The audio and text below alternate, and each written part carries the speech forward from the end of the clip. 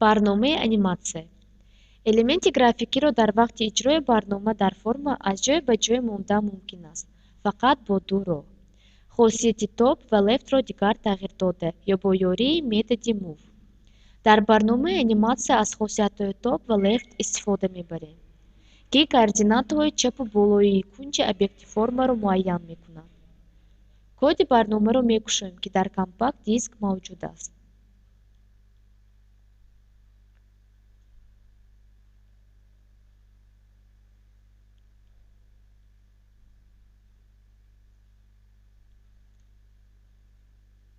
برنامه انیماسیون را اجرا می‌کنیم و می‌بینیم که آن چی کار را اجرا می‌کند.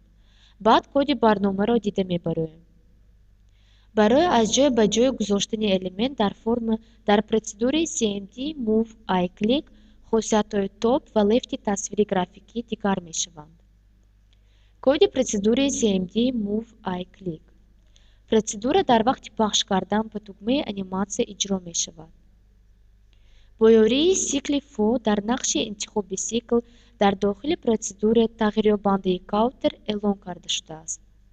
هر یک خاصیت تاب و لفت 2000 تویپ کم می شود، اما نه یک باره بلکه 100 بار با 20 تویپی.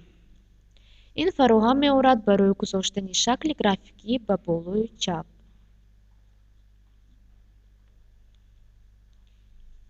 از جای به جای گذاشتن об'єکت گرافیکی با یاری متد موو. در برنامه انیماسیون برای از جای به جای گذاشتن شکل خاصیت تاب و لفت را استفاده شده است. متد موو امکان می‌دهد که مسئله را با دیگر راه حل کرده شود. کد پروسیدور cmd move i click را با کد نوبتی عوض نمایید.